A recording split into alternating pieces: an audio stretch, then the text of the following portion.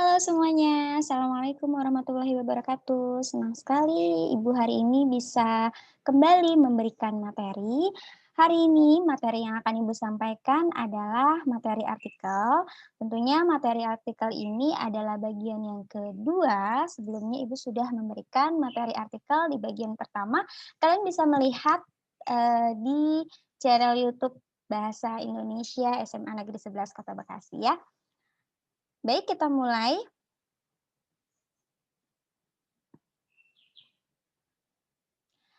Jadi, kompetensi dasar pada materi artikel yang kedua ini yaitu menganalisis kebahasaan artikel dan atau buku ilmiah, kemudian mengonstruksi sebuah artikel dengan memerhatikan fakta dan kebahasaan.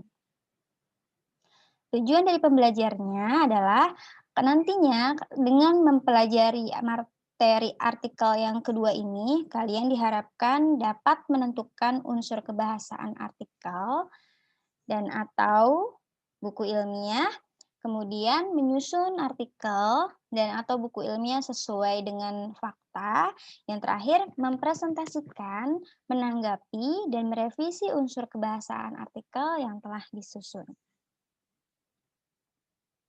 Baik, anak-anak mari kita mulai materi hari ini. Di sini ada unsur kebahasaan yang harus kalian cermati dalam menulis teks artikel.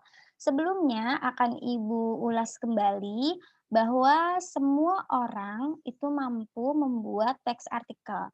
Tentunya teks artikel yang harus kalian buat adalah teks artikel yang satu, memenuhi syarat dan ketentuannya. Yang kedua, sedang hangat dibicarakan oleh masyarakat umum.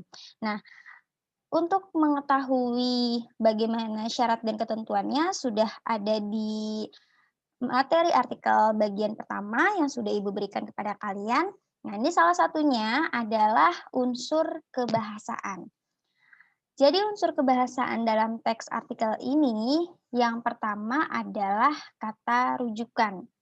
Nah, Ibu ulas sedikit ya, bahwa artikel itu, materi yang sebelumnya Ibu sudah memberikan ada struktur teks artikel yang terbagi menjadi 3 struktur, kemudian ada bagian, eee dalam teks artikel, yaitu fakta dan opini. Yang kemarin juga sudah Ibu berikan bagaimana sih cara kita membedakan antara yang fakta dan yang opini. Nah, namanya teks pasti kan tersusun dari beberapa kata yang akan nantinya membentuk menjadi satu kalimat, bahkan satu paragraf dan satu jenis teks. Nah, di sini ada kebahasaan yang memang harus kalian cermati dalam menulis teks artikel.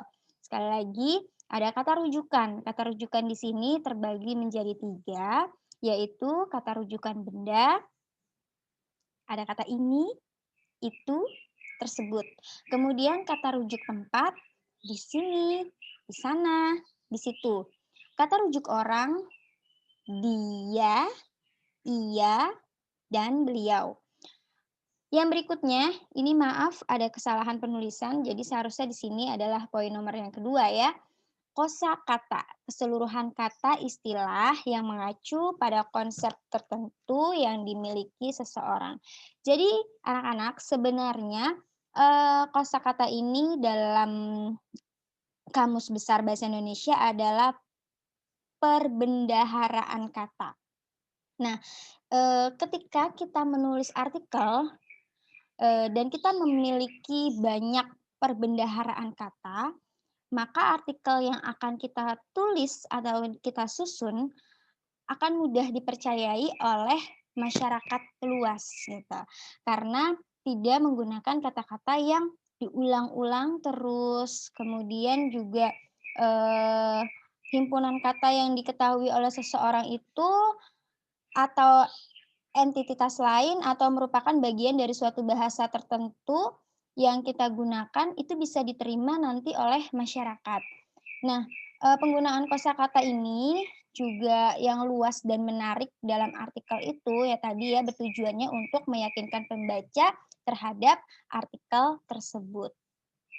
Kemudian dengan adanya perbendaharaan kata atau kosakata yang dimiliki oleh seorang penulis artikel, nantinya akan memudahkan pembaca untuk memahami isi atau makna atau informasi yang disampaikan oleh pembaca kepada penulis. Kemudian yang nomor 3 adalah konjungsi. Dari SD mungkin ya, sampai kita, di bangku SMA, pasti yang selalu ada adalah konjungsi. Konjungsi ini ternyata terbagi menjadi berbagai macam. Jadi konjungsi ini merupakan kata yang menghubungkan antara satu kata dengan kata yang lainnya, atau dengan frasa, atau dengan klausa, atau bahkan antar satu kalimat dengan kalimat yang lain nih. Nah, konjungsi yang biasa ada di dalam teks artikel yaitu adalah konjungsi kronologis dan konjungsi kausalitas. Kalau dulu di kelas 11 kita sudah mempelajari materi tentang teks prosedur. Tentunya kalian harus ingat ya, bahwa di dalam teks prosedur juga menggunakan konjungsi yang biasa kita sering menyebutnya dengan konjungsi temporal yang berkaitan dengan urutan waktu melakukan suatu kegiatan. Nah, di dalam konjungsi kronologis ternyata isinya sama dengan konjungsi temporal nih. Setelah itu, kemudian, pertama, kemudian yang kedua adalah konjungsi kausalitas. Konjungsi kausalitas ini adalah konjungsi sebab akibat. Sehingga kalau konjungsi kausalitas contohnya ada akibat, karena, sebab, oleh karena itu, seperti itu ya. Nah, yang poin keempat adalah menggunakan kata baku. Jadi untuk menulis artikel karena akan dibaca oleh berbagai kalangan, bahasa yang digunakannya pun harus menggunakan bahasa yang baku, tidak mengandung unsur kedaerahan yang mungkin kalau dibaca oleh kalangan dari daerah lain tidak akan dipahami atau dimengerti. Yang kelima ada adverbia, kata yang memberikan keterangan pada verb atau kata kerja, adjektif kata sifat, nomina prediktif, kata benda yang berposisi sebagai predikat atau kalimat, yaitu adalah adverbia frekuensi. Nah, adverbia frekuensi ini contohnya adalah jarang, kemudian ada sering, kadang-kadang, ada juga selalu, dan lain sebagainya. Nah, untuk lebih memahami tentang artikel, mari bersama-sama kita memahami dulu gambar yang sudah Ibu tayangkan di sini. Nah, ini Ibu ambil dari salah satu laman. Jadi kalau kalian melihat gambar ini kira-kira informasi apa sih yang kalian dapatkan dari gambar ini? Bermacam-macam ya.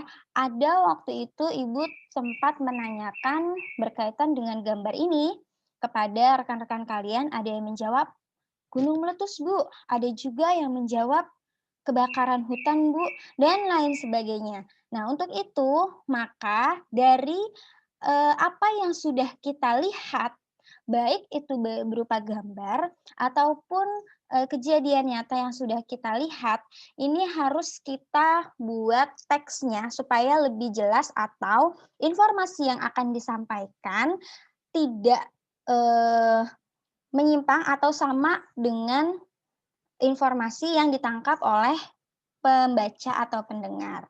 Nah, kalau melalui gambar seperti ini memang gambarnya sudah jelas bagi sebagian orang, tapi ternyata pas ketika ditanyakan oleh siswa, ternyata jawabannya kok tidak sesuai dengan yang sebenarnya akan Ibu sampaikan. Untuk itulah maka adanya artikel, salah satunya sebagai wadah untuk memberikan informasi kepada pembaca. Ini ada salah satu contoh artikel. Artikel ini penulisnya adalah Septian Bayu Anggara. Kita sama-sama melihat atau membaca dan memahami isi artikelnya ya. Hari ini Gunung Merapi batuk-batuk lagi. Merapi mengalami erupsi. reaktif yang cukup membuat masyarakat terkejut di pagi hari ini. Tanpa kabar, tanpa permisi, Merapi menyemburkan abu ke langit setinggi 5.500 meter. Warga Jogja pun menyangka Merapi akan meletus secara mendadak, bahkan ketika statusnya masih normal seperti sekarang ini. Sontak ingatan warga Jogja kembali ke masa 8 tahun silam, ketika Merapi mengamuk dengan ganasnya di akhir tahun 2010. Gunung Merapi meletus hebat pada tanggal 28 Oktober dan 5 November 2010. Tragedi luar biasa itu menelan 277 korban jiwa, termasuk sang juru kunci Merapi, Mbah Marijan yang sangat populer pasca erupsi tahun 2006. Total pengungsi pun mencapai 500.000 orang. Bencana ini memukul perekonomian dan sempat memutus akses transportasi antar kota. Tragedi ini tak mungkin bisa dilupakan oleh warga Jogja, Sleman, Magelang, Klaten, dan sekitarnya. Juga bakal jadi sebuah kenangan tak terlupakan oleh mahasiswa yang tengah belajar di Jogja kala itu. Yuk, kita sejenak nostalgia dengan kenangan tersebut. Semoga kejadian itu tak terulang kembali. Nah, kalau kita lihat dari teks yang sudah Ibu bacakan nih dari awal, ini adalah satu ya. Ini jadi teks ini satu kesatuan dengan teks yang tadi meskipun berbeda slide. Ada 3 struktur yang ada di dalam teks yang sudah Ibu bacakan tadi. Yang pertama adalah kalian lihat di sini, hari ini Gunung Merapi sampai dengan ini adalah bagian pernyataan pendapat. Nah, kenapa bisa dikatakan sebagai bagian pernyataan pendapat? Ingat, kalau pernyataan pendapat itu di pertemuan sebelumnya sudah Ibu jelaskan, isinya adalah berkaitan atau mengangkat tema topik yang sedang dibicarakan. Nah, ini yang sedang dibicarakan apa nih? Melalui paragraf pertama sudah jelas, akan menjelaskan tentang Merapi mengalami erupsi atau letusan Gunung Merapi. Karena ada hari ini Gunung Merapi batuk-batuk lagi. Nah, seperti itu ya. Jadi, satu paragraf ini dinamakan dengan pernyataan pendapat. Kemudian yang kedua adalah argumentasi. Nah, kenapa ini dinamakan dengan argumentasi? Karena di dalam argumentasi adalah opini yang didasarkan argumentasi ini pendukung atau fakta-fakta yang terkait dengan tema yang diangkat. Nah, di sini ada temanya tadi, di yang pertama adalah berkaitan dengan Gunung Merapi, tapi Gunung Merapinya ini ada di mana sini daerahnya? Di Jogja ya. Nah, Gunung Merapi yang ada di Jogja ini, di sini ada fakta sudah pernah meletus hebat. Kapan? Tanggal 26 Oktober dan tanggal 5 November 2010. Ini kan merupakan fakta nih. Kemudian tragedi luar biasa itu. Nah, di sini ada nih tadi yang sudah dibahas sebelumnya ya. Ada kata ganti di sini, ada kata itu, luar biasa itu. Nah, itu di sini menggantikan tragedi letusan Gunung Merapi. Jadi karena di bagian awal sudah dijelaskan bahwa ini adalah temanya Gunung Merapi, di bagian keduanya di teks artikel ini cukup menggunakan kata ini dan itu. Ya, kemudian menelan 277 korban jiwa. Ini juga merupakan fakta karena tidak bisa disanggah ya. Memang jumlahnya segitu banyaknya jiwa yang apa namanya jatuh ketika kejadian Gunung Merapi tersebut. Nah, kemudian ada lagi nih fakta lagi yang diungkapkan di dalam argumentasi. Apa faktanya? Ada termasuk berarti yang masuk ke dalam korban jiwa ini ada salah satunya yang bernama Mbah Marijan yang merupakan juru kunci Merapi. itu. Nah, itu semua ada fakta-fakta yang sudah dikemukakan dalam teks artikel tersebut atau teks artikel ini, maka itu dinamakan dengan argumentasi. Nah, yang di bagian terakhir adalah penegasan, ulang. Bagian penegasan ulang ini, bagian penegasan ulang pendapat ini ada di paragraf yang ketiga, mulai dari kata tragedi ini sampai dengan terulang kembali. Nah, kenapa dijadikan sebagai penegasan ulang pendapat? Karena di bagian ini isinya adalah kesimpulan dari bagian, paragraf pertama, paragraf kedua. Berarti kalau gitu artikel harus 3 paragraf ya, Bu? Oh, enggak ya. Jadi artikel itu bisa lebih dari 3 paragraf ya anak-anak, tapi tetap terdiri dari 3 struktur yang sistematis. Jadi nggak bisa dibolak-balik, maunya saya argumentasi dulu, baru nanti penegasan ulang pendapat, baru nanti ada lagi bagian pernyataan pendapat, nggak bisa yang begitu. Jadi harus sesuai dengan urutannya. Nah, eee, langkah-langkah dalam, menulis artikel, yang pertama kalian harus bisa menentukan tema dulu. Itu tadi nih, kalau sudah diberi kalau kalian sudah melihat satu permasalahan atau suatu kejadian atau suatu peristiwa yang sedang hangat dibicarakan oleh masyarakat luas, itu bisa kalian jadikan sebagai tema artikel kalian. Tentunya kemudian langkah yang kedua yaitu tetapkan tujuan penulisan. Dari tema tersebut apa sih sebenarnya yang mau kalian sampaikan kepada pembaca, gitu ya.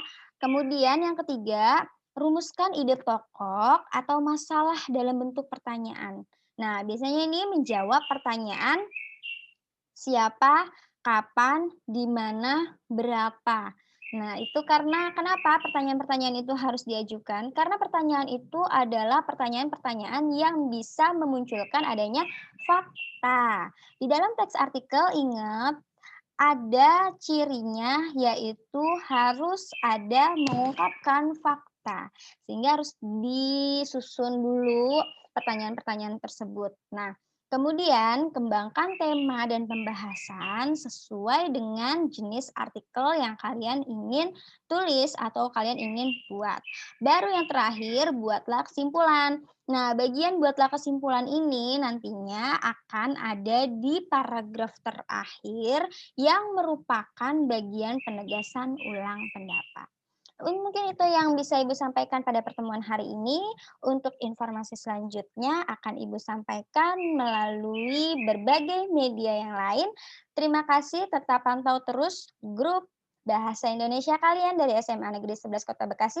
Assalamualaikum warahmatullahi wabarakatuh.